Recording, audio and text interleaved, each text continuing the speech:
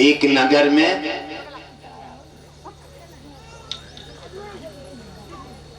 एक ही लाडला बेटा था और देखा उन्होंने कि बड़ा आज्ञाकारी था माँ बाप का, जहां जो कह दिया वही मान लेता था। एक समय बदला, समय सबका बदला है, सदा किसी की नहीं बनी रही, ना रावण की ना कंस की, सदा किसी की नहीं, सदा बनी रहती है तो केवल भक्त की। भक्त की कभी नहीं बिगड़ती।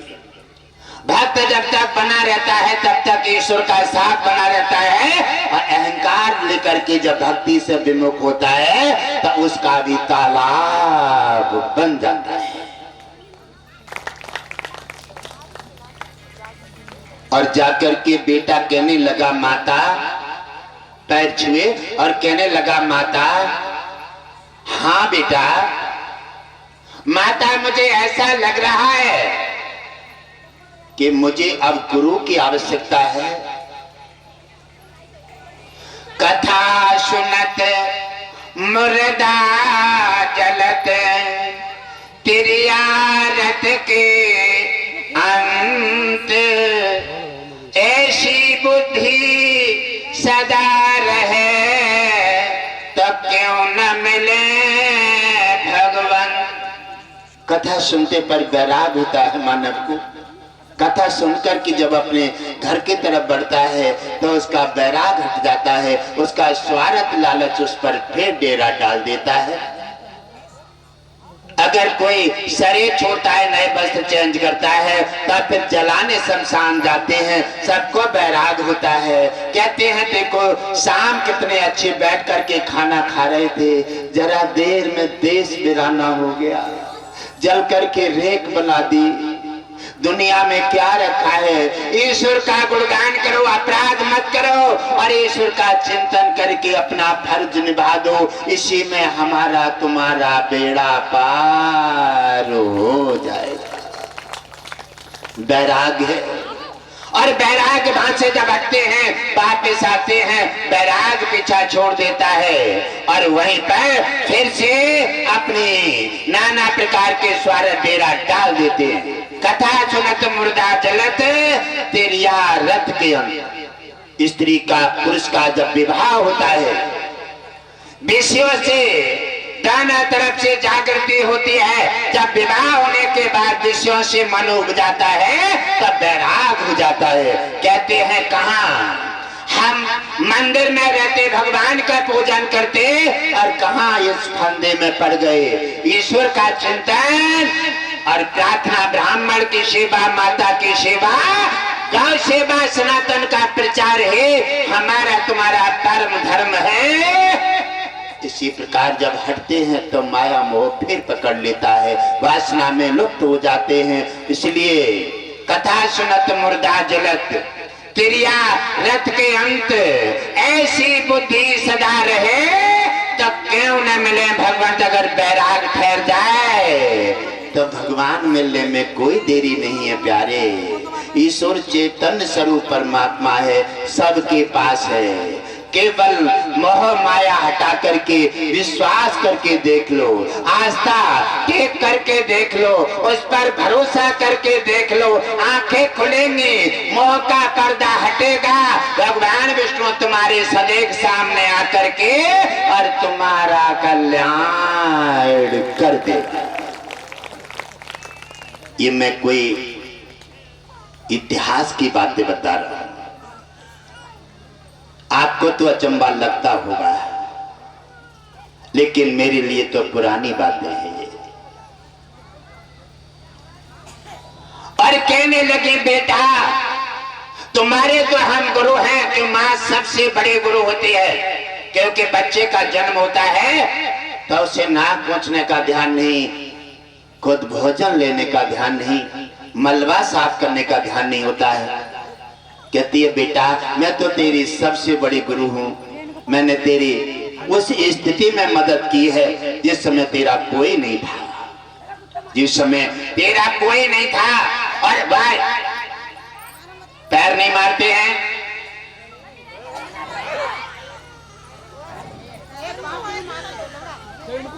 पैर मत मारो, कोई बात नहीं, एक साइड में बैठ जाएंगे। यहाँ सब अपना अपना रूप बदल कर कौन कैसे आ रहा है। किसी को दुर्भाषा मत बोलो, किसी को पैर नहीं मारते हैं। ये मंदिर है, ये सबका घर है।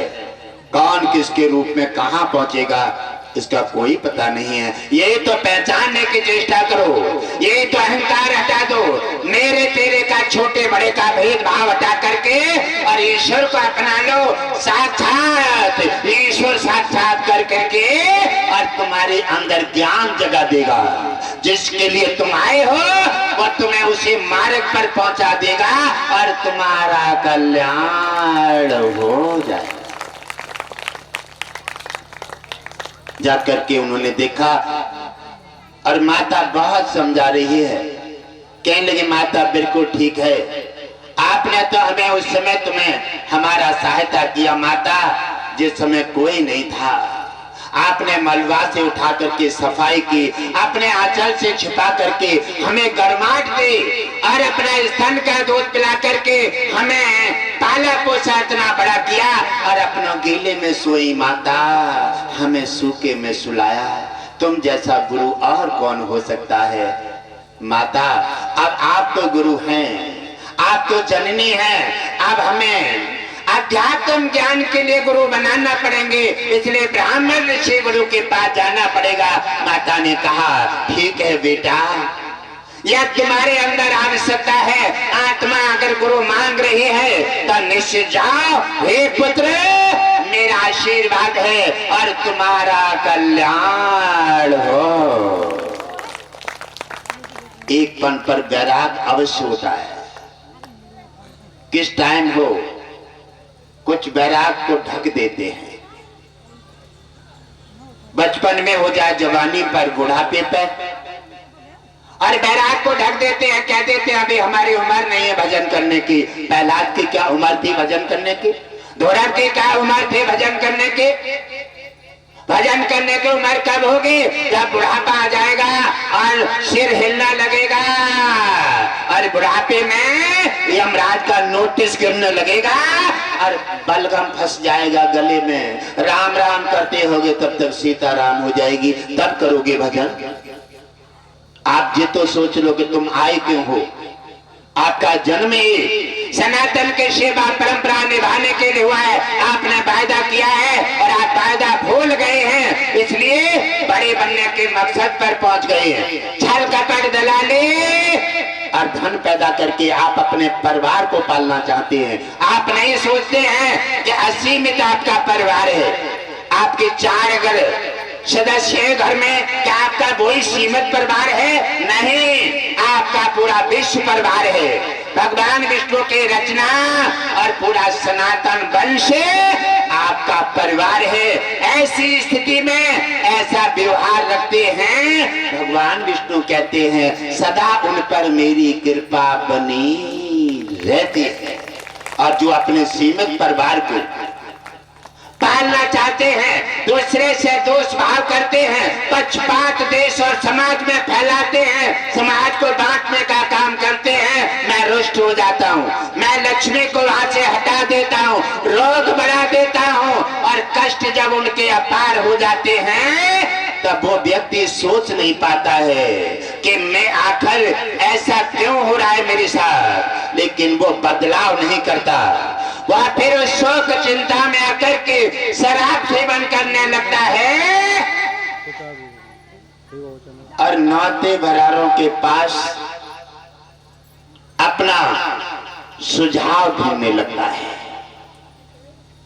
नाते भरारे और अपना स्वर सिद्ध करके बबुल से उतार करके बेरिया पे टांग देते हैं, मुर्गा बकरा चढ़वा करके और तुम्हारा अपराध खड़ा कर देते हैं। तुम्हें कोई मार्ग नहीं मिला या कोई परेशानी पहले आती थी, ऐसा नहीं है कि परेशानी आज ही आई है।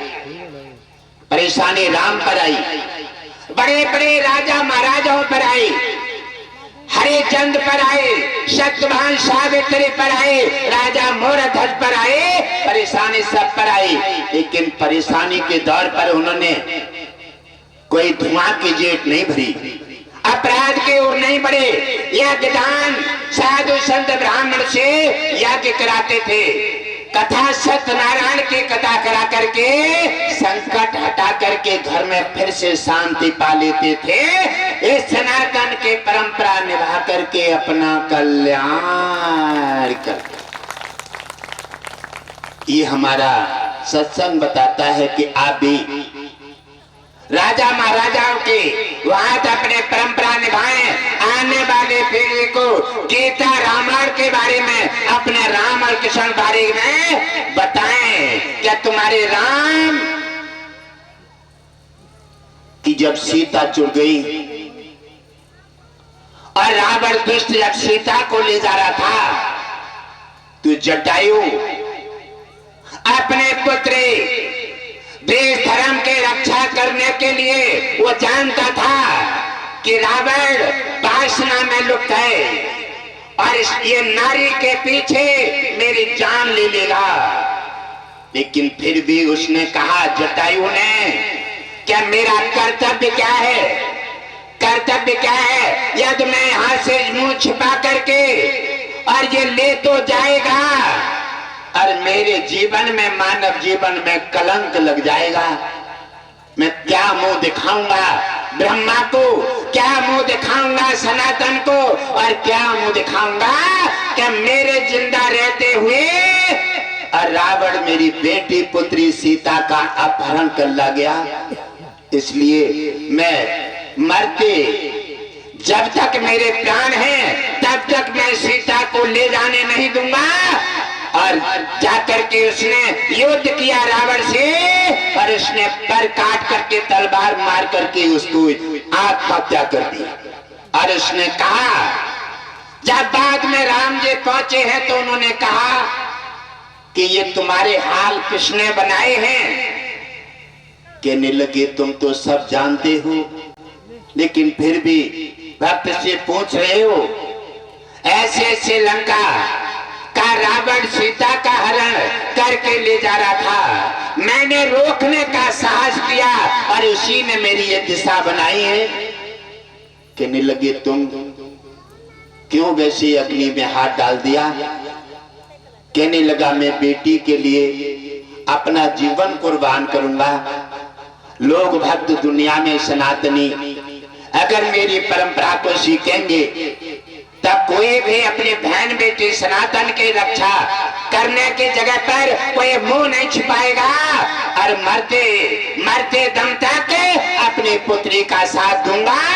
और अगर मर भी जाऊंगा तो मेरा इतिहासों में नाम दर्ज हो जाएगा।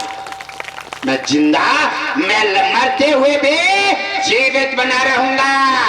और जो लोग सनातन के लिए, साधु संत ब्राह्मण के लिए, अगर किसी प्रकार गाय के लिए अगर सामने करते देखते हैं और वो अपना जीवन को बचाना चाहते हैं, आपत्ति से हट जाते हैं, वो जीवित नहीं है।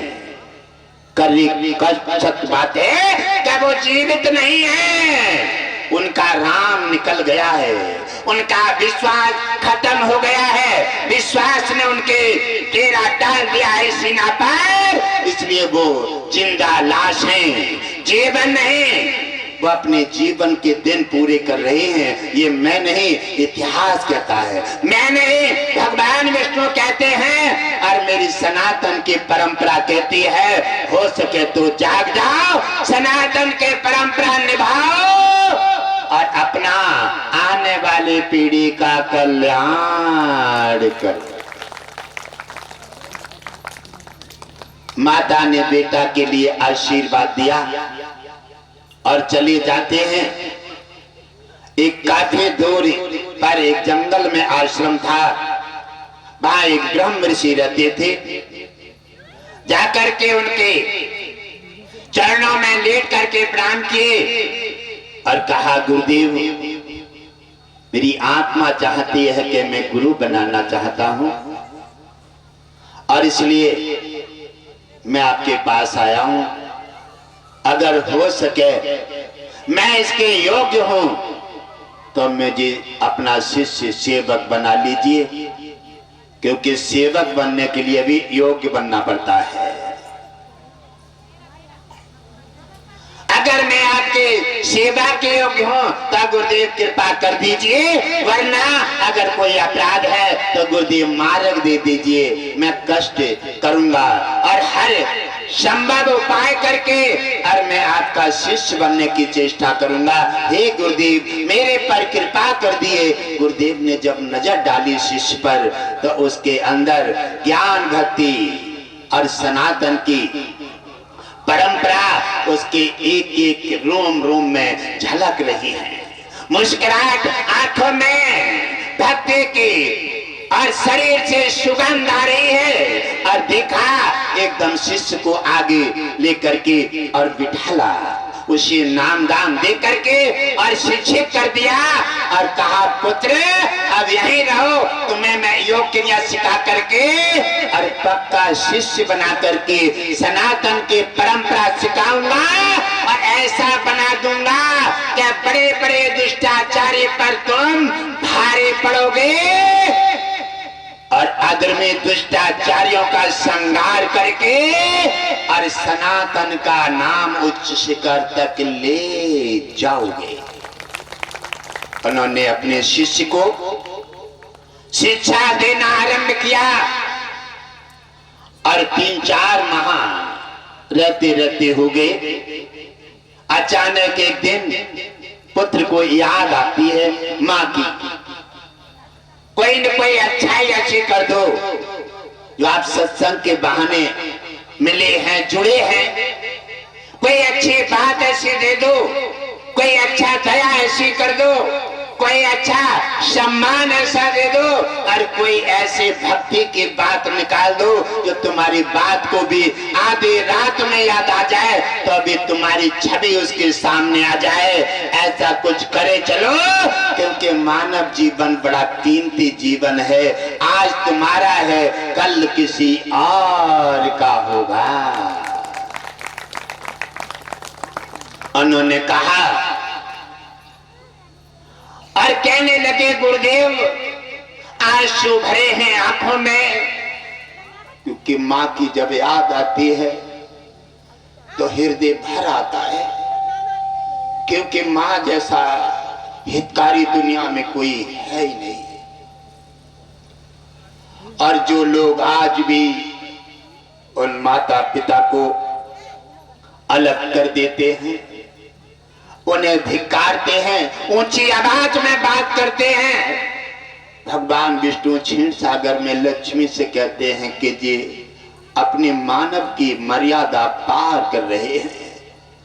आज ये ऐसा व्यवहार माता पिता के प्रति कर रहे हैं, इनकी संतान सीखेगी इनसे तो इनकी संतान इनके साथ में व्यवहार करेगी, सनातन की परंपरा बिगड़ जाएगी, इसलिए अच्छे नहीं कर रहे हैं। इसलिए भगवान विष्णु ने कहा कि मैं धरा पर अच्छे अच्छे साधु ब्राह्मणों को उतारूंगा और जगह जगह सत्संग लगा करके अपनी चर्चा के माध्यम से, वीडियो के माध्यम से समाज सुधारने का काम करेंगे और माता पिता की सहायता करके आगे आने वाली पीढ़ी को सनातन की परंपरा सिखा देंगे। इस प्रकार से भगवान विष्णु ने कहा लक्ष्मी से। इसलिए गुरुदेव और ब्राह्मणों को ज्ञान का स्रोत अथाह सागर दे करके भगवान विष्णु ने धरती पर ब्राह्मण की रचना कर डाली। ज्ञान का दाता है और बार बार हर अवतार में भगवान विष्णु ने ब्राह्मण की मदद करके, आप कोई भी इतिहास उठाएं, आप कोई भी अवतार देखें, हर अवतार में भगवान विष्णु ने ब्राह्मण का आदर किया है, ब्राह्मण देव कह के पुकारा है, गौ माता का आदर किया है और जननी माँ धरती का आदर करके और परंपरा सिखा करके तुम्हें एक ऐसा उचित मार्ग दे दिया है जिससे तुम्हारा कल्याण हो। कहने लगे गुरुदेव आप तो दया की मूर्ति हैं, गुरुदेव ने जाकर के बेटा के आंसू पोंछे, कहने लगे बेटे रो मत, तुम्हारे आंसू बहुत कीमती हैं। कुछ लोगों के आंसू ऐसे होते हैं कि फ्री के होते हैं, बिना बात के निकलते हैं। कुछ लोग ऐसे होते हैं कि किसी को दर्द भरी पीड़ा दे दे करके अकारण रुबाते हैं, और जो रुबाते हैं दूसरे को अकारण, वो स्वयं अपने कर्मों से स्वयं रो जाते हैं। ये विधि का विधान है। और गुरुदेव ने कहा पुत्र कल वापस आ जाना, क्योंकि मैं तुम्हारे बिना बड़ी याद आएगी, आश्रम सूना हो जाएगा। इतने अच्छे बन जाओ। जो गुरुदेव भी शिष्य के लिए रोने लगे, इतने अच्छे बन जाओ। जो लोग आते हैं सत्संग में और जब जाएं बिछड़ो, एक दूसरे के लिए रोवो, एक दूसरे के लिए याद करो। इतने अच्छे बन करके प्रेम दे दो 3 दिन में कि 100 सालों की याद आती रहे। इतने अच्छे बन जाओगे तो हर मनोकामना भगवान विष्णु तुम्हारी पूरी कर देंगे, क्योंकि भगवान विष्णु अच्छों के पास आता है, दया वालों के पास आता है, ब्राह्मण के पास आता है, भक्तों के पास आता है, गौ रक्षकों के पास आता है, सनातन की परंपरा सेवा करते हैं उनके पास भगवान विष्णु बार बार धरा कर अलग अलग रूप धारण करके उनकी सहायता करता रहता है। ऐसा है मेरा भगवान विष्णु। और घर का वो तो जीवन दुनिया का पालनहार है, उसको समझने की चेष्टा करो, उसको समझो। और भक्ति दान सेवा से क्या कहते हैं, क्या अगर तुम तप ना कर पाओ तो कोई बात नहीं, और यदि यज्ञ ना कर पाओ कोई बात नहीं। 2-3 मार्ग दे दिए हैं मैंने, 2-3 मार्ग दिए हैं, जिन मार्गों से शीघ्र मेरी प्राप्ति हो जाती है। सबसे पहला मार्ग है ब्राह्मण की सेवा। ब्राह्मण जब प्रसन्न होता है तो उसी रात्रि में मैं दर्शन दे करके और भक्त का कल्याण कर देता हूँ। दूसरा है माता की सेवा। माता जब प्रभावित होती है तो फिर मैं उसी रात में जाकर के दर्शन दे करके भक्त के संकट का निवारण कर देता हूँ और आशीर्वाद दे करके उनका कल्याण कर देता हूँ। और जो सनातन की परंपरा प्रचार गौ माता की सहायता रक्षा करता है, उसके लिए भी मैं सारे संकट हटा करके और किसी न किसी रूप में आकर के, सखा रूप में बेटा और भाई रूप में आकर के उसकी मदद करके कल्याण कर देता हूँ। भगवान विष्णु ने 2 और बताए हैं, 2 बार मिलने के 2 साधन बताए हैं। ब्राह्मण के मुंह में आ और यज्ञ में स्वाहा। ब्राह्मण को जब खिलाने के लिए लगो, प्रसन्न करो, तो छल कपट बिल्कुल छोड़ दो। संत मिलन को चालिए, संत मिलन को चालिए, तज माया अभिमान, जो जो पग,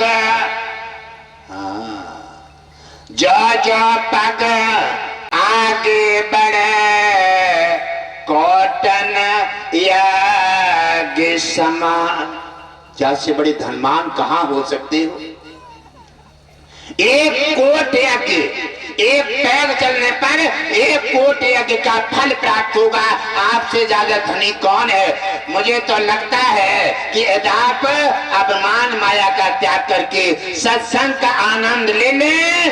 1 पग चलने में 1 कोट यज्ञ का फल प्राप्त हो जाएगा। मुझे तो लगता है कि रावण भी आपके समान धनवान में आगे नहीं रह पाएगा।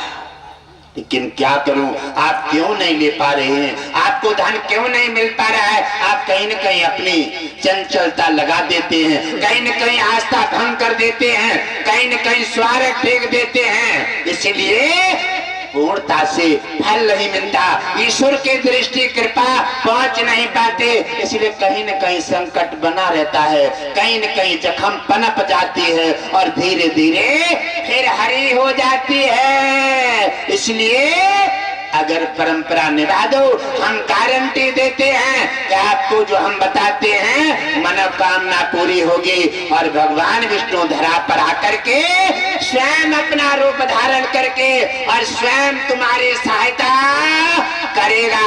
गारंटी से अपने को साध लो, भाव के साथ आ जाओ और तुम्हारा कल्याण हो जाए। कल्याण क्यों नहीं होता है, इसका स्वयं से पूछो, स्वयं से जवाब ले लो और स्वयं का जवाब आत्मा देगी कि तुम्हारा कल्याण साक्षात्कार ईश्वर की कृपा और सत्संग का माध्यम कृपा क्यों नहीं मिल पा रही है। आप स्वयं से जवाब ले लो, उत्तर मिल जाएगा। उत्तर मिल जाए उसी के अनुसार चलो तो तुम्हारा कल्याण हो जाएगा।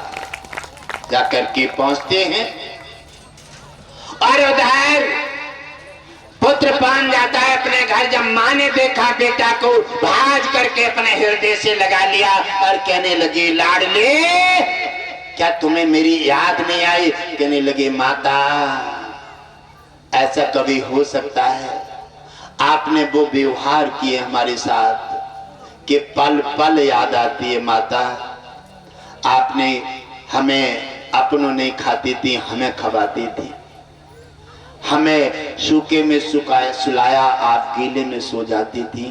आपकी जो व्यवहार, आपका प्रेम, आपका भाव माता कौन भूल सकता है? कोई राक्षस भले भूल जाए, राक्षस तो भूल जाता है। कहता है तुमने हमारे साथ में क्या कर दिया? अरे सभी करते हैं, ठीक है सब करते हैं, चिंता मत करो। अरे जिस दिन तुम भी बाप बनोगे ता दिन तुम्हें पता लग जाएगी, क्योंकि तुम माता पिता के साथ जैसा व्यवहार करोगे वैसा ही तुम्हारे साथ होगा। ये करनी भरनी का मेला है, ये चिड़िया रैन बसेरा है। यहाँ कोई दंडफंद स्वयं का मस्तक पर डेरा डालेगा। और उधर उन्होंने जाकर के देखा, माता ने उसे खाना खिलाया और खाना खिला करके बड़े प्रेम के साथ सोने के समय पर जाती हैं। कहने लगी, बेटा एक बात कहना चाहती थी, अब तुम बड़े हो गए हो। हाँ माता, निसंकोच कहो, आप ऐसे क्यों कह रही हैं? अरे हम तो तुम्हारे सेवक हैं माता, निर्दयन कह डालो। बेटा अगर बेटा के सामने माता झिझक के बोले, शिष्य के सामने गुरु झिझक के बोले, और भक्त के सामने भगवान झिझक के बोले, और मंत्री के सामने राजा, तो समझ लो सर्वनाश होने वाला है। कलयुग वहीं पर है, कलयुग वहीं पर है। और कहा माता हम आपके सेवक हैं। कहा बेझिझक बोलिए। कहने लगी, लल्ला कल तुम्हारे एक सगाई वाले आए थे, शादी। एकदम चीख पड़ा, कहने लगा, माता क्या तुम मुझे नरक में डालना चाहती हो? शादी बर्बादी है। और एकदम शादी के नाम सुन करके ऐसे लगा जैसे अग्नि में पेट्रोल डाल देते हैं। और आज शादी को नाम आ जाए ना तो पेट में लड्डू फूटे। ये शादी के लड्डू जानो कैसे होते हैं? खाए ले बहुत रोग है, और ना खाए वो तरसत जाए। दोनों ही खतरनाक हैं।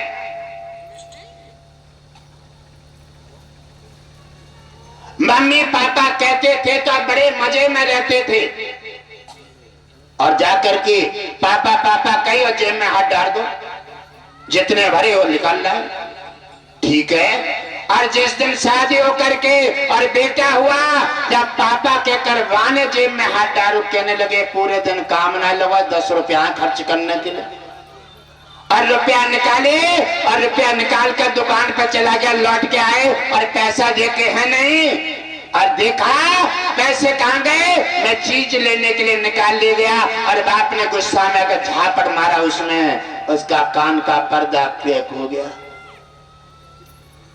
और गुस्सा में भागे और फिर डॉक्टर के पास, जो थोड़ा बहुत पूंजी ही बहुत चली गई। गुस्सा शैतान है ना। बच्चे पर हाथ उठाने का अधिकार किसने दिए हैं? माता की निंदा करने का अधिकार किसने दिए हैं? साधु ब्राह्मण का, सनातन का अपमान करने का किसने अधिकार दिए हैं? ये संविधान में नहीं है, ये परंपरा सनातन नहीं सिखाता है। ये कहता है आदर करो, सम्मान करो, और सम्मान करोगे सम्मान मिलेगा और तुम्हारा भी कल्याण हो जाएगा। और जाकर के उन्होंने देखा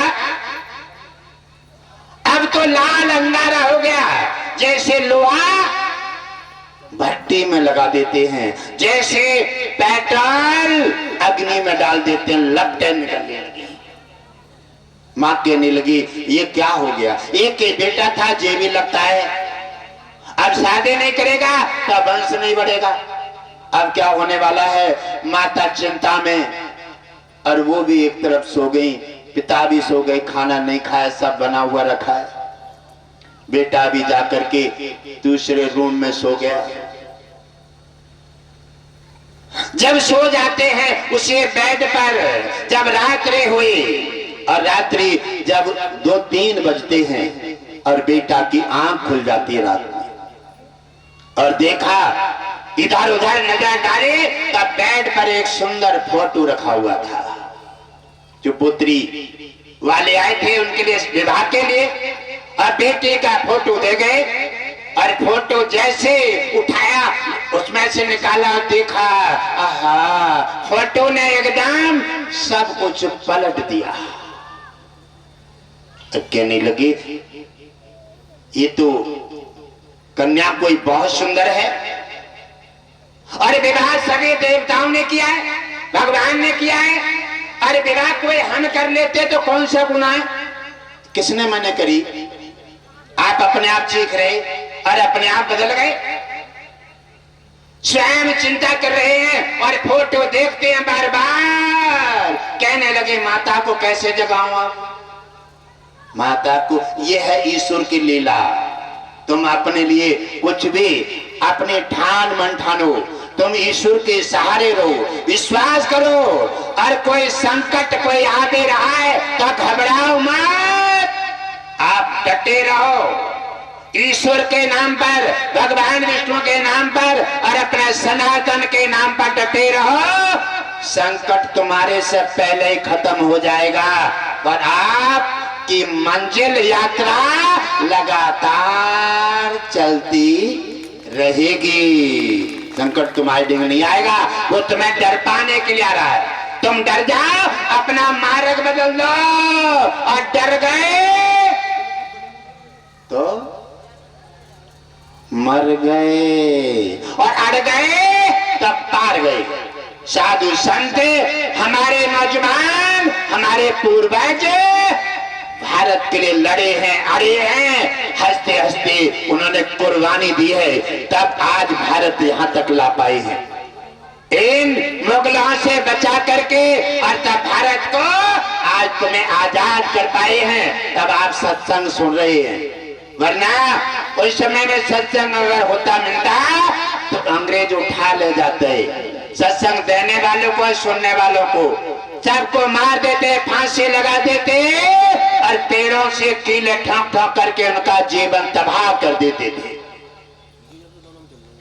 जा करके उन्होंने देखा, और जैसे माँ के उठने की आवाज आती है, 4 बजने जा रहे हैं, और एकदम इशारे से गए माँ के पास, पैर छुए और कहा मम्मी कि लगी जी तू गुस्सा इसकी लगता है कि खत्म हो गई है? क्या लगे? हाँ बेटा। अरे माता ये फोटो किनका है?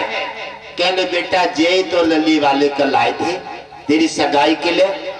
अच्छा बेटी तो सुंदर है, और हमें क्या पता है तुमने फोटो फोटो तो दिखाए ना, इसलिए हम नाराज हो गए। अरे माता हम तैयार हैं और उन्हें सूचना भेज दो और जल्दी हमारी शादी करवा दो। दारो पट्टा गली में माता ने कहा कि वारे मेरे भगवान विष्णु, तुम्हारी लीला अपरंपार है। शाम को सोते हैं संकट में और सुबह जगते हैं तो संकट ऐसे खत्म कर दो कि कुछ कहने भी ना पड़ी। ये भक्तों का ईश्वर ऐसे कल्याण कर देता है।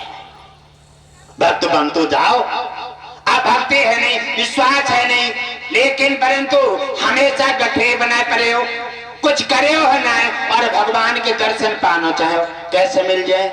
कुछ पाने के लिए कुछ खोना पड़ेगा। भक्त बन जाओ, भगवान मिलेंगे और तुम्हारा कल्याण अवश्य करेंगे। जाकर के उन्होंने सूचना दी और छोरी वाले आ जाते हैं और आकर के उन्होंने फटाफट ब्याह गोना रोना सब कर डालो। अब बेटी बहू घर पर आ जाती है और बहू से कहा, बेटा अपने स्वामी पर विशेष ध्यान रखियो। कहने लगा कैसा? का शराब पीवे? अरे ना बेटा, शराब को तो नशा उतर जावे और जब नशा चढ़ जाए भक्ति को तो चे ना उतरे, जहां बरसे वहीं माला माल कर दे। भक्ति को नशा है से, इसलिए समार के अपने माया जाल में उलझा ले से। अरे मन में चिंता न करो, अब मैं ऐसी लीला रचियो कि जी अब कहां जाए। ठीक क्यों कहा? अरे एक दिन, 2 दिन, 4 दिन, 6 दिन, 8 दिन, 10 दिन, एक दिन है जब 10 दिन व्यतीत हुए तो याद आने लगी, गुरुदेव के पास न गए तो कहने लगे अब ऐसा है, विवाह हो गया, अब तुम आराम से रहना है और हम शाम को लौट आए, गुरुदेव के पास जा रहे हैं। और जैसे गुरुदेव का नाम आओ तो समझ लो पारो चढ़ गो। कहने लगे गजब होने वालों, अगर गुरुदेव के पास गए तो हमारा तो पति हमारे हाथ से चले जाए। कहने लगे अब क्या? ऐसा करो कोई सब्जी तो ले आओ।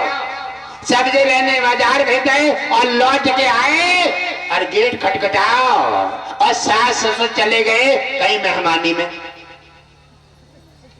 और लौट कर आए। उन्होंने देखा, गेट खटखटाया और देखा तो अचानक से न उठी और लोटा भरो पानी को हाथ में लेकर एक पैर से खड़ी हो गई। गेट खोलो इशारे से। अरे तुम कब की खड़ी हो? अरे स्वामी, पतिव्रता की यही बानी, बिना पति के पिए न पानी। आप जब जाते हैं हम ऐसे खड़ी रहती हैं तुम्हारी याद में। अगर तुम 1 दिन 2 दिन को चले गए तो हम तो पत्थर हुए जाए। कहने लगी ये तो गजब है वो, अब तो गुरु के पास जाने लायक ना रहे। अरे चला जो है सो है, लेकिन भाग्यशाली है, पतिव्रता नारी मिल गई। अच्छी संतान भी भाग्य से मिलती है और अच्छी पत्नी भी भाग्य से मिलती है। अच्छा पड़ोसी भी भाग्य से मिलता है, अच्छा गुरु भी भाग्य से मिलता है और अच्छा संग भी भाग्य से मिलता है। चलो पत्नी अच्छी पतिव्रता मिल गई, जो है वो देखी जाए। और जाकर कहने लगी तुम चिंता मत करो, शाम को हम लौटे और वहां जाते हैं। गुरुदेव के पास पहुंचे और गुरुदेव के पास जाकर के दंडवत किया और गुरुदेव ने आंसू भर कर कहा, पुत्र तुम इतने दिन तक कहां रहे? कहने लगे गुरुदेव रहे कहां, तुमने कहो शादी बर्बादी है। और वहां गए तो सुंदर एक बेटी मिल गई और वहां गुरुदेव विवाह कर लो हमने। कहने लगे विवाह कर लो, हमने मने करी? बोले तुम तो मने करोगे, क्योंकि तुम्हारी सेवा कौन करे। और और गुरुदेव जब से विवाह किया है, गरम पानी, गरम गरम रोटी, कपड़ा धुले, प्रेस करे, वाह शादी में जो आनंद है गुरुदेव। और जहां आते कपड़ा सब हाथ से रगड़ने पड़ते।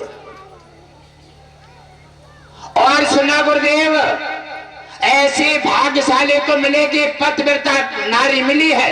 हाँ ठीक है, पतिव्रता नारी मिली है, ऐसा करो शिष्य। अब गुरुदेव कह रही हैं कि किसी देवी ने इस पर जाल डाल दिया है, और अब कैसे हटेगा? कहने लगा शिष्य ठीक है, अब ऐसा करो, मेरे कहने से अपने पत्नी की एक बार परीक्षा ले लो। कहने लगे गुरुदेव जी वो कोई बात है, और तो पारस है, और पारस लोहा ना बनती सोना बनाती है। मैंने खुद देखा है जाकर के, ऐसे खड़ी होगी लोटा ले, और तुम जाके देखो। कहने लगी जरूरत ना है, फिर क्या करना है? ऐसा करो तुम चलो और कह देना गुरुदेव आ रहे हैं, और खीर पूरी बनवाओ, और ये थोड़ी मिश्री ले जाओ। जब एक घर पहुंच जाओ, खीर पूरी का आदेश दे करके, और जब बेड पे लेटो तो ये 2 दाने मिश्री के मुंह में डाल लियो, तुम्हारे ब्रह्मांड चढ़ जाएगा, और फिर तुम्हारे बस में ना रहे हो। फिर गुरुदेव उतारे तभी उतरे, सब देखोगे, सब जानोगे, मरोगे नहीं। और फिर हम आकर के तुम्हारा ब्रह्मांड उतार दिए, तब तुम्हें पता लग जाए तुम्हारा कौन है, तुम किनके हो। कहने लगी ठीक है, जाने कौन सी बात है? अरे हमारी तो नारी पतिव्रता है, और जाते हैं मिश्री दे देते हैं, और शिष्य पहुंचे जाकर घर। कहने लगे गुरुदेव आ रहे हैं, बड़े भाग्य की बात है। कहने लगे हाँ, अब तुम्हारे लिए भाग्य की बात है, देवी कहते झोंका लगो। कहने लगी हमें लगता है कुछ गड़बड़ होने वाला है, क्योंकि अधर्म धर्म अधर्म दोनों मिलते हैं, और कहां जहां अत्याचार होता है वहां अगर कोई सत्य की वर्षा करने वाला पहुंच जाता है तो समझ लो खतरा आरंभ हो जाता है, बदलना पड़ता है, मोड़ देना पड़ती है। इसलिए उन्होंने कहा कि कुछ होने वाला है, अब आदेश मिलो। और उन्होंने क्या करके गर्म पानी करो, सर्दी पड़ रही है, हम नहाएंगे, और नहाने से पहले वो 2 दाने मिश्री के डाल के और बेड पे सोइए। ब्रह्मांड चढ़ गो, अरे ब्रह्मांड चढ़ो, और चढ़ करके और तो ध्यान मगन हो गए। अब चेत में है, लेकिन अब वो कुछ सुन सकते हैं, देख सकते हैं, लेकिन स्वयं जाग नहीं सकते, उठ नहीं सकते। धीरे धीरे खीर पूरी बनी, गर्म पानी हो गया, कोई था नहीं, घर में अकेली थी। जाकर के हिलाने लगी, अरे स्वामी उठो, गर्म पानी हो गए, गुरुदेव आ रहे होंगे, और खीर पूरी भी बन गई है, उठो। अब बार बार हिला रहे हैं, अब हाँ तो उठे। कहने लगी अब क्या करें, लगता है गड़बड़ हो गई। और थोड़ी देर बाद सोच कर देखा, कहने लगे सास ससुर भी घर पे नहीं है, और खीर पूरी मैंने बड़े मन से बनाई है, बहुत मन से खीर पूरी बनाई है। यदि मैंने रोना चिल्लाना वैसे शुरू कर दिया तो ना जाने कै दिन खाना ना मिले, ये कोई पता ना है। फिर क्या करना चाहिए? जो भी सुझाव दे दे दिमाग, और मन ने अपना वर्चस्व बढ़ाया। कहने लगे ऐसा करो, गेट बंद कर दो और पहले खाना खा लो, ताकि बात देखी जाए। उन्हें चादर उड़ा दी और खींच के बेड पे से नीचे डाल दे, चादर उड़ाई और मुंह ढक दिया, गेट बंद कर दो। कहने लगे अब तुम तो मरिए, अब लेकिन हम भूखे प्यासे क्यों रहे? अब जब तक तुम थे तब तक राम राम रही, अब ना हो तो अब शरीर से जब विष्णु जी निकल गए तो अब तुमसे मतलब ही का है। तो आए हैं वो जाएंगे, राजा रंग फकीर, कोई जात विमान चढ़े कोई बंधे जंजीर, आया है वो जरूर जाएगा। कहने लगे ठीक है, और गेट बंद कर दिया और चादर उड़ा दी। और खाना फर्श के बैठ गई तीनों खुराकें। खाते खाते खाते खाते खा करके पिया पानी, आंसू किनके निकलेंगे? आंसू तो उसके निकलेंगे जिसके हृदय में आग लगे, जो प्रेम करता होगा। अरे उन्होंने देखा और उधर आवाज पहुंच जाती है, गेट खुला और गेट खोल करके चीखने लगी। वो सब देख रहे हैं ये कैसी पत्नी है, पतिव्रता नारी है, जाने मेरे को चादर उड़ा दे और खीर पूरी तीनों खाए के अकेली और एक लोटा पी गई पानी। गुरुदेव सही कह रहे, जाने मुझे अंधेरे में रखो है। और तब तक सास ससुर आ जाते हैं, गेट खुलता है। कोई कहने लगो अभी तो आए गुरुदेव के पास, लगता है लड़ाई हो गई पति पत्नी में, जाने जहर दे दो। अलग अलग लोग अपनी अपनी बातें करते हैं। तब तक माता पिता आ जाते हैं। माता कहने लगी हम मर जाते तुम जीवित बने रहते। पिता कहते हैं हम मर जाते तुम जीवित बने रहते। पत्नी कहती है हम मर जाते और तुम जिंदा बने रहते। वे कह रहे हैं ठीक कह रही हो। परे परे सब देख रहे हैं। माता पिता का भी आडंबर देखा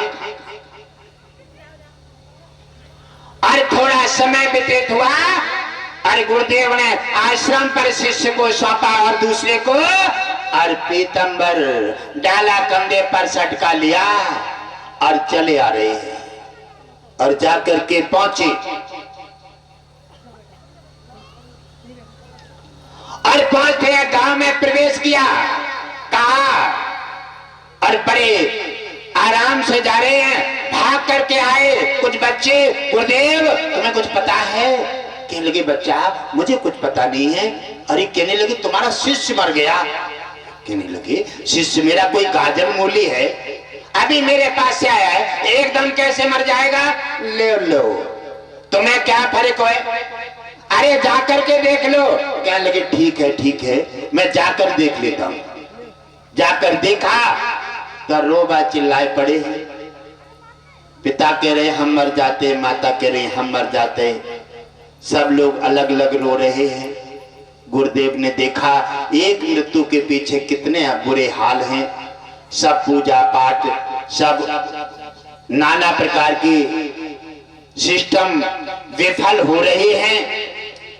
कहने लगे अच्छा क्यों रो रहे हो? तो माता बोले हम मर जाते, पिता कहते हम मर जाते, पत्नी कहते हम मर जाते। कहने लगे ठहरो ठहरो ठहरो, मेरे पास एक उपाय है,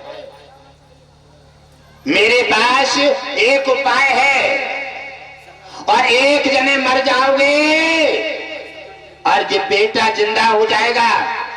अरे अरे और तो बाकी बचे रहो, परिवार बना रहेगा, परिवार पनप जाएगा, सृष्टि और सनातन की परंपरा चलती रहेगी। एकदम देखा ना माता ने और पिता ने कि मरने का क्या करना है कि ले आओ ये मिश्री, एक गिलास दूध लिया और मिश्री डाल दी दूध में, ये दूध पी लो और माता तुम चली जाओगी और बेटा तुम्हारा जिंदा हो जाए। कहने लगी गुरुदेव पहले बड़े से सम्मान किया जाता है, पहले इनके पिता बैठे हैं और हमारे पति हैं, पहले उनके पास बढ़ा दो। कहने लगा ठीक है, जहां मरने का समय आ जाए, संकट का समय आ जाए, कुछ खर्चा का समय आ जाए तो नियम निभाने लगते हो, और जहां लेने का समय आ जाए वहां सारी मर्यादा तोड़ देते हो। आज मरने का समय आ रहा हो तो परंपरा निभा रहे, क्या बड़े से आओ, और खाने को समय आ जाए तो बड़ों को दे पूछोगे ना कहाँ है, भूखा पड़ो है, तब मेरा पेट हाउ और मैं ना जो खाऊ, खा करके छुट्टी कर दियो। ये है सनातन की परंपरा। और जाकर के उन्होंने देखा व्यवस्था और कहने लगे ऐसा है तुम पिता हो और दूध पी लो, तुम्हारा बेटा जीवित हो जाएगा और तुम मर जाओगे। कहने लगे सुनो महात्मा जी, अरे जो तुम्हारी बातें मेरे पसंद ना आए, क्यों होंगी? मरने को नंबर है ना। पसंद तो जब तक होती है मतलब भरी होती है, और आज जब प्राणों पे पड़ रही है तो मतलब की बात नहीं है। अरे कहने लगे महात्मा जी कैसे बातें करे, अरे जे तो आना जाना लगा है, अरे पूर्वज हमारे चले गए, हम कल जाए, अब बेटा मर गो तो मर जान दो, हम पे 50 बीघा बुढ़ापो तो है ही, 50 बीघा है, एक एक बीघा अगर बिके, एक एक बीघा बिके तो भी हमारी उम्र आराम से कट जाएगी गुरुदेव। अब हमें चिंता ना करने हैं, और लड़का मर गो मर जाने दो, लेकिन दूध तो हम ना पिए, आराम से अपना गुजारो करें और जो भी है वो परंपरा निभाएं। संत जी हट रहा है दूध लेकर के, बेटा देख रहा है कि ये पिता के बयान है, पिता के बयान है। दूध माता के पास पहुंचा, कहने लगी अब देख रहे हो संतान आजकल कैसी है, अरे माता पिता को मारकर घर से बाहर निकाल देती है। इसलिए सुना गुरुदेव, हमारा धर्म है पति की सेवा करना। ले बेव पतिव्रता बन गई, क्योंकि मौत आ रही है ना। हमारा धर्म है पति की सेवा करना, इसलिए पति के पास 50 बीघा है, इन्हों की हम सेवा करते रहे, हमारो गुजारो हो जाए। इसलिए गुरुदेव अब लला मर गो तो अब लौट के तो ना आए, मर जाने दो। अब गुरुदेव छोड़ो ये बातें, अब आगे बढ़ो और दूध तो हम ना पिए, इनके सहारे हमारे कट जाए और पति की सेवा करें, जाए में हमारा उद्धार हो जाए। चलो तुम अपना उद्धार कर लो। बेटा देख रहा है पिता ने पल्ला झाड़ दिया और माता ने भी पल्ला झाड़ दिया, अब कहां रह गया ठिकाना? किन के पीछे ये दौलत जोड़ी है, दलाली छल कपट धोखाधड़ी क्यों किए हैं? ऐसा ही दुनिया का नजारा है। और कहने लगे पत्नी के पास जाते हैं, हे देवी,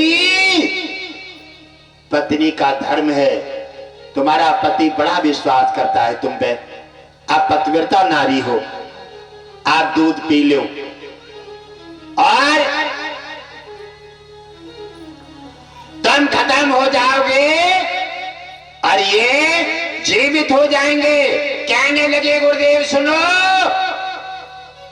दूध का गिलास थोड़ा फैसला से रखो, इससे मुझे डर लग रहा है।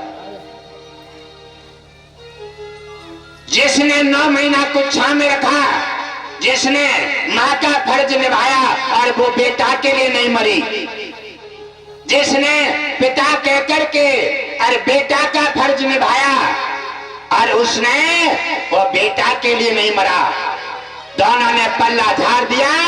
कहने लगे मैं हूं पराई जाई, मेरी माता पिता और हैं और शादी हुई है, पराई जाई हूं गुरुदेव, मैं तो मरूंगी नहीं, अरे मेरा समय जब तक कटे तो लो ठीक है, और ना कटे तब देखा जाएगा।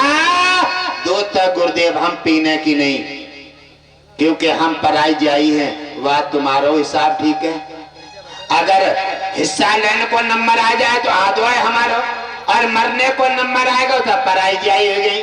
बताओ दुनिया में कोई ठिकाना है? और जहाँ दुनिया की जहाँ ना ठिकाने के वजह से दुनिया दीवानी हो गई है, बेटा के लिए, बेटी के लिए, पत्नी के लिए, परिवार के लिए झूठ छल कपट दलाली न जाने रातों दिन कब आ रही है। सत्संग सुनने को समय ना आए और शायद यमराज भी धोखे में आएगो ना तो वाव के लिए मिलेंगी ना, खेत पे मिलेंगी। और गुरुदेव कहने लगे शिष्य कह रहा है गुरुदेव ने कहा वो बिल्कुल ठीक है। अरे माता पिता ने पल्ला झाड़ दिया, पत्नी ने पल्ला झाड़ दिया, अब बचा क्या है? अब तो मेरे जीवन में कुछ भी नहीं है, अब करूं तो करूं क्या? गुरुदेव कहने लगे आप माता हैं, आप पिता हैं, आप पत्नी हैं, आपने तो बेटा से पल्ला झाड़ दिया, तुमने पति से पल्ला झाड़ दिया केवल मृत्यु के पीछे। अरे ये तो सत्य है, आज नहीं तो कल मरोगे, यहाँ कोई नहीं बचोगे। लेकिन तुमने बेटा का भरोसा जो था वो तोड़ दिया है। ऐसे आज सनातन के परंपरा खेतों में ब्लेड लगा करके गांव वंश को मारते हैं, दलाली लेकर के कटघर पहुंचाते हैं, चप्पे चप्पे पर ड्यूटी है। ये गांव वंश हमारा कटघर कैसे पहुंच रहा है? ये सनातन के परंपरा, यह अपराध जिसके क्षेत्र में हो रहा है, जिसकी देख रेख में हो रहा है, जिसके परामर्श से हो रहा है, यह अपराध उसके खाते में जा रहा है। जिस दिन अपराध ये चट्टान बन गया, वह दिन ये अपराध ऐसी जगह पहुंचा देगा जो कोई भी थामने वाला नहीं मिलेगा। ये निश्चित है, क्योंकि पाप पुण्य का दोनों पेड़ लगते हैं। सत्संग दान पुण्य सेवा सनातन गाओ, माता की सेवा करके पुण्य का पेड़ लगाओ। पुण्य जब इकट्ठा हो जाएगा तब भगवान विष्णु धरती पर आकर तुम्हारा कल्याण कर देगा। दलाली, छल कपट, धोखा, गद्दारी, साधु संत का निरादर, माता की निंदा कि लगातार करोगे, गौवंश कटवा करके पैसा इकट्ठा करोगे, ये पाप का पेड़ किसी दिन बड़ा हो जाएगा। ये पेड़ स्वयं परिवार पर तुम पर गिरेगा, उस दिन तुम्हें कोई आंसू पहुंचने वाला नहीं मिलेगा। मैंने तो आपको दोनों मार्ग दिए हैं, पाप और पुण्य का। आप पाप का पेड़ क्यों लगाते हैं? और जीवन तो आज है कल नहीं, और गरीबी अमीरी ईश्वर के अधीन है। कभी भी गरीबी के पीछे कभी जीव जंतु को अपराध मत करो, गौ वंश की हत्या मत कराओ। इसलिए सनातन की परंपरा निभाओ। सनातन क्या कहता है? जहां दया ता धर्म है, जहां दया है वहीं धर्म होगा। जहां दया खत्म हो गई वहां धर्म चला गया। जहां दया ता धर्म है, जहां लोभ ता पाप, जहां क्रोध ता काल है, जहां क्षमा भाव, जहां क्षमा है झुकाव हो जाता है। ब्राह्मण साधु गौवंश की सेवा सत्कार में लग जाते हैं, वहीं सिर झुक जाता है, वहीं लक्ष्मी का धन की बरसात होती है, वहीं विष्णु जी की कृपा मिल जाती है। वहां किसी न किसी सहायता में आकर के तुम्हारा कल्याण कर देते। जाकर के देखा और कहने लगे तुम कोई शिष्य के पीछे मरना नहीं चाहते। बेटा ने हाथ, पत्नी ने हाथ उठा दिया और पिता ने हाथ खड़े कर दिए, माता ने हाथ खड़े कर दिए। अरे मेरा तो लाडला शिष्य है, तुम्हारे लिए तो बेटा भी मिल जाएगा, पत्नी को पति मिल जाएगा। मेरा इतना विश्वासी शिष्य कहां मिलेगा? और मैं तो अपने शिष्य के लिए जीवन भी कुर्बान करूंगा, हंसते हंसते मर करके, और अपने शिष्य का बचाने का काम करूंगा, न तो शिष्य का भरोसा तोड़ूंगा। ऐसा शिष्य मेरे लिए मिला है, ये तो मुझे गर्व है। और मैं शिष्य के लिए मर भी जाऊंगा तो भी मैं जीवित बना रहूंगा। क्यों? क्या मेरा शिष्य कर्मकांडी है, मेरा नाम और सनातन के परंपरा निभा करके मेरा नाम रोशन करेगा। और और मेरा नाम उच्च शिखर तक ले जा करके सनातन की परंपरा निभा देगा, इसी से मेरा कल्याण हो जाएगा। एकदम बहू उठ के आ गई और कहने लगी, हे गुरुदेव, ये कितनी अच्छी बात है तुम्हारी, और साधु संत जाय के लिए तो होते हैं, तुम्हारे कौन बैठो है, आप जल्दी दूध पी ले गुरुदेव, हमारा परिवार सब बच जाए। आप तो दयालु हैं, महान हैं।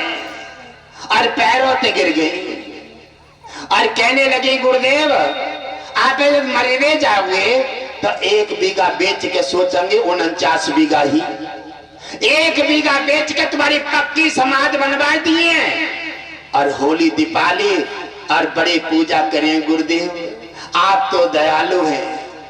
वृक्ष न कबहु फल भके नदी न सिंचन, परमार्थ के कारण साधु धरे शरीर। आप तो परमार्थ के लिए हैं, आप तो मर जाने के बाद भी अमर रहेंगे। कहा पुत्री तुमने बिल्कुल ठीक किया है, अरे तुमने हमारी बात तो नहीं मानी, अपने स्वार्थवश आपने अपना विश्वास तोड़ दिया है, लेकिन मैं अपने शिष्य से अपना भरोसा नहीं तोड़ूंगा। मैं अपना शिष्य के लिए मरूंगा और फर्ज निभाऊंगा। और गुरुदेव ने वो गिलास दूध का था, वो खड़े पर चाड़ गए और दूध पी करके और जाकर के ठेबा मारा पैर का, कहने लगा, कायर अभी पड़ा हुआ है, देख ले, तेरी मम्मी रो रही है, तेरे पापा रो रहे हैं, तेरी पत्नी पतिव्रता रो रही है, जिसके पीछे मैंने कुछ कह दिया था और तो लड़ाई हो गया था। देख ले उठ करके, जैसे ब्रह्मांड उतरा, अब वहां तो उदासीन है, तीनों के चेहरे उतर जाते हैं। और कहा, गुरुदेव आपको कुछ बताने की आवश्यकता नहीं है, मैंने तीनों का पाखंड देख लिया है। दुनिया में कोई किसी का नहीं है, दुनिया स्वार्थी है। इसलिए गुरुदेव है तो केवल आप हैं हमारे।